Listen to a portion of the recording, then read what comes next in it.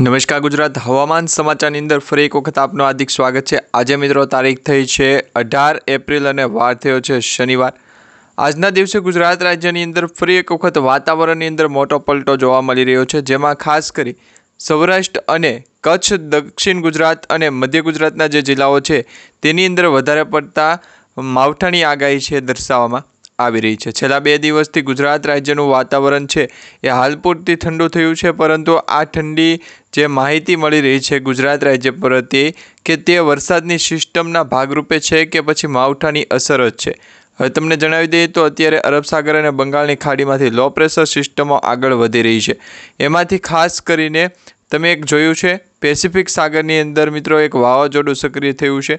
18 અને 19 તારીખે આ વાવાઝોડું છે એ પ્રશાંત હિન્દ મહાસાગરની નજીક આવવાની બદલે આ વાવાઝોડું છે એ ખૂબ દૂર જશે, એટલે વરસાદની સિસ્ટમ છે એ પેસિફિક સાગરથી લઈ અને ખૂબ દૂર છે, એટલે ત્યાં જે જાપાન, થાઈલેન્ડ તેમજ મ્યાનમાર જેવા દેશો છે તેનાથી દૂર જતું આ વાવાઝોડું છે એ ગુજરાત કે ભારત દેશને અસર પહોંચાડશે નહીં।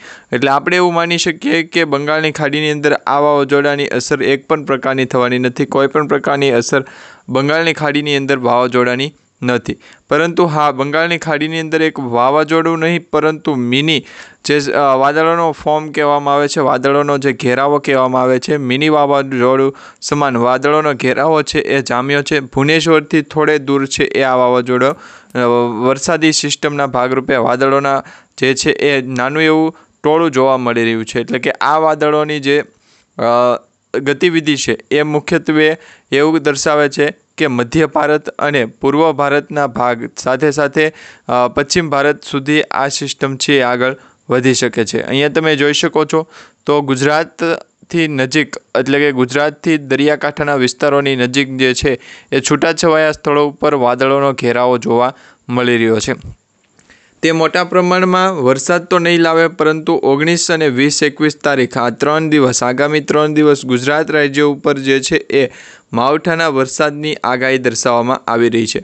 આજે મિત્રો ગુજરાત રાજ્યની અંદર વહેલી સવારથી બપોર સુધીનું વાતાવરણ જોયું છે તો એમાં ઠંડીનું પ્રમાણ તો લગભગ જોવા મળી રહ્યું છે, પરંતુ વરસાદની કોઈ પણ એવી શક્યતા નથી દર્શાવવામાં આવી જેથી કરી ખેડૂતોને ચિંતા કરવાનો વિષય બની જાય।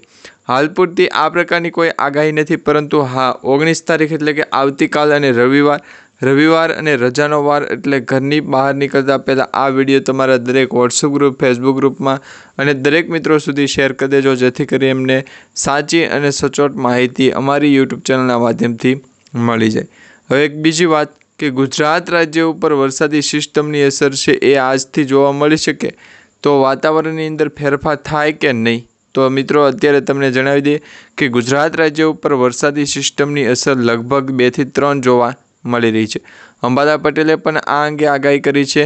આગાહીમાં કહેવામાં આવ્યું છે કે આ જે વરસાદી સિસ્ટમો છે એ ના તો ગુજરાતને કોઈ એવી અસર કરી શકે, ના તો મુખ્યત્વે જે છે એ તમારા નજીકના વિસ્તારોની અંદર કોઈ પણ પ્રકારનું બેસ્ટ સોલ્યુશન મળતું હોય તો એ તમારે કરવું જરૂરી છે। ત્રીજા નંબરની અંદર વરસાદ અને મુખ્યત્વે બાબતો જે કે ગુજરાત રાજ્યને હવામાન સમાચાર કરી અને કોઈ પણ લોકો ભાડુતી છે એ જોવા આવે તો એમને આ ચોમાસાના ભાગરૂપે દર્શાવાય નહીં, અથવા તો એમને પણ જોવું ગમે નહીં। હવે વરસાદી સિસ્ટમનો ખેલ શરૂ થયો છે કે ગુજરાતની અંદર ભયંકર ગોરબાબા સાબિત થયા અને બોલ્યા કે વરસાદી સિસ્ટમની અસર ક્યારે સર્જાની, તો મેં કીધું ગુજરાતના દરિયાકાંઠાના લોકેશનને આપણે જોવો તો ફરી એક વખત તમારા બેંક એકાઉન્ટની અંદર પણ જોવો પડશે। હવે આ પ્રકારે વરસાદી સિસ્ટમની અસર છે એ નથી, પરંતુ હવે તમને જણાવીએ તો ગુજરાત રાજ્યની અંદર વરસાદ, ચોમાસું અને ખાસ કરીને માવઠાની અસરના કારણે વાતાવરણની અંદર સતત મોટો પલટો આવ્યો તેની આગાહી આપણને મળી છે। બીજા નંબરની આગાહી તમને જણાવી દઈએ તો હવામાન સમાચાર એવું મુખ્ય લાગે તો ગુજરાત તરફ રાખી દઈશું, એટલે કે ગુજરાતમાં રાખી દઈશું, જ્યાં વેધર એનાલિસિસના ફોરકાસ્ટ કરી અને આવી જાય અને વાતાવરણની અંદર બીજા અન્ય કોઈ પણ લોકેશન છે એમને કહેવા બાબત હોય તો એને આપણે સમજાવી શકીએ। પહેલાં તો આ પ્રકારનું સાત્વિક અને સાદું ભોજન છે શુભારંભ કરીએ। તો અત્યારે ગુજરાતનું વાતાવરણ જોઈએ તો વાતાવરણ તો હવામાન સમાચાર છે એ પ્રકારનું છે, પરંતુ વરસાદ પડશે કે નહીં? તો હા મિત્રો, વરસાદ પડવાની આગાહી લગભગ 5% જેટલી છે. કયા કયા જિલ્લાઓની અંદર વરસાદ પડશે તે પણ તમને જણાવી દઈએ. એનો મેપ આપણી પાસે આવી ગયો છે. મેપના આધારે એવું જાણી લઈએ કે ગુજરાત રાજ્યની અંદર વ્યવસ્થિત આધાર અને હવામાન સમાચાર છે ક્યારે મળે. તો વેસ્ટર્ન ડિસ્ટર્બન્સને પણ એ ગોથું ખાઈ ગયા કે આવું કંઈ પણ ભણવામાં આવ્યું નથી. તો હવે હવામાન સમાચાર શું કરવું અને શું કરવા માટે આ પ્રકારને આપણે પકડ્યો હતો. તો સહકાર જે જણાવ તો વેસ્ટર્ન ડિસ્ટર્બન્સ આવ્યું હતું. તો હા મિત્રો, તમને સવાલનો જવાબ આપું. મિત્રો, અત્યારે ગુજરાતના કોઈ પણ પ્રકારનું સિચ્યુએશન હોય એને માથે ઓઢવું નહીં અને હવામાન સમાચારની અંદર ફેરફાર આવું ત્યાર પછી ગુજરાતનું સ્ટેટસ આપતું જવું કે વેસ્ટર્ન ડિસ્ટર્બન્સને કારણે હવામાન સમાચાર છે ગુજરાતના દરિયાકાંઠાના લોકો છે એ અસર પહોંચાડી શકે છે. હવે આ ગુજરાતનો મેપ છે. સેટેલાઇટ ઇમેજના માધ્યમથી તમે જુઓ તો આ પ્રકારનો આપણો ભારત દેશ દર્શાવવામાં આવે છે, જેમાં અત્યારે આ એલર્ટો દર્શાવવામાં આવી રહ્યા છે. તમામ જે રેડ એલર્ટોની આગાહી છે એ તે જિલ્લાઓની અંદર પડી શકે. માવઠાની અસર પણ દર્શાવવામાં આવી શકે, પરંતુ હાલ પૂરતી માવઠું છે મુખ્યત્વે નક્કી નથી થતું કે વેસ્ટર્ન ડિસ્ટર્બન્સ ક્યારે સર્જાય. તો અત્યારે નક્કી થઈ જાય તો વેસ્ટર્ન ડિસ્ટર્બન્સની અસર જ કરવાની રહી. ત્યાર પછી તો દરેક લોકોને છે એ સાવચેતી રાખવા અને અપડેટ આપવા માટેની જાણકારી કરેલી હોય છે. તો આ પ્રકારે ગુજરાતનું સેટેલાઇટ થતું હોય તો વેસ્ટર્ન ડિસ્ટર્બન્સની અસર છે કે હવામાન સમાચાર જણા છે તો વેસ્ટર્ન ડિસ્ટર્બન્સની અસર કેમ નહીં?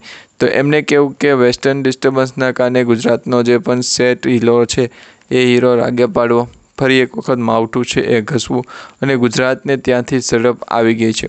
હવે આ સ્ટેટ ઓફ હોર્મુઝ અને સ્ટેટ ઓફ અત્યારે વિજયનગર તો એ કંઈ પણ આઘું પડે નહીં, પરંતુ હા સમાચાર એવા છે કે ગુજરાત દરિયાકાંઠાના લોકેશનને અરબ સાગર અને બંગાળની ખાડીની અંદર વેસ્ટર્ન ડિસ્ટર્બન્સ સર્જાય ત્યાર પછી એ લોકેશનની અંદર ફેરફી નાખે.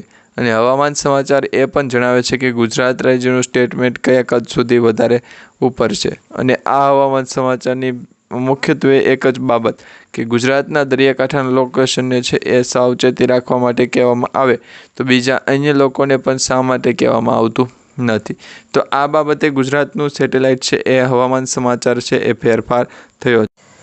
આ સાથે મિત્રો બીજી માહિતી તમને જણાવીએ કે 19 એપ્રિલથી લઈ અને 3 દિવસ આગામી 3 દિવસ ગુજરાતનું હવામાન છે બદલાશે. કારણ કે આગામી 3 દિવસ માટે ગુજરાતના અમુક જિલ્લાઓની અંદર લગભગ 4 થી 5 જિલ્લાઓની યાદી અત્યારે જાહેર થઈ છે. તો આ 4 થી 5 જિલ્લાઓની અંદર કમોસમી વરસાદની આગાહી છે, જેમાં અમરેલી છે, ભાવનગર છે, અરવલ્લી છે, દાહોદ છે. આ જે 4 થી 5 જિલ્લાઓ છે તેમાં માવઠું પડે તેની આગાહી છે, એટલે કે માવઠાની હવામાન સમાચારે છે એ માહિતી આપી છે. હા મિત્રો, માવઠું પડી શકે તો જ આ પ્રકારની આગાહી આપવામાં આવતી હોય છે. ઘણા બધા મિત્રોની એ પણ કમેન્ટ છે કે જ્યારે પણ હવામાન વિભાગ દ્વારા કે અંબાલાલ પટેલ દ્વારા આ વખતે આગાહીઓ આપવામાં આવી છે એ આગાહીઓ ખોટી પડી છે, સાચી સાબિત નથી થઈ. તો મિત્રો એમાં એવું બની શકે છે કે વરસાદની સ્થિતિ મુજબ જો આગાહી થતી હોય તો એ પ્રકારે ગુજરાતનું એક લેવલ હોય અને હવામાન સમાચાર દ્વારા શાસ્ત્રીઓ દ્વારા જે છે મુખ્યત્વે દરેક લોકો પાસેથી આ અંગેનું જ્ઞાન લઈ શકે. હવે તમને જણાવીએ તો ગુજરાતનું સ્ટેટ ઓફ હોર્મુઝ સાથે જો કંઈ પણ કનેક્શન ન હોય તો ત્યાંના જે લોકેશન છે એટલે કે ઈરાન છે, અફઘાનિસ્તાન છે, પાકિસ્તાન છે, કરાચી છે, તો એમના દ્વારા જે સ્ટેટ ઓફ હોર્મુઝ ક્લોઝ કરવામાં આવે તો ત્યાંથી પછી વરસાદની સ્થિતિ મજબૂત થાય અને એ આ બાજુ આવે તો તેને આપણે ગુજરાતના અમુક ભાગો સુધી છે પહોંચાડવાની જવાબદારી રાખવી પડે. કારણ કે મિત્રો 18 અને 19 તારીખે ગુજરાતનું હવામાન બદલાય તો 19 અને 20 તારીખે એપ્રિલે મહીસાગર જિલ્લામાં માવઠાની આગાહી છે.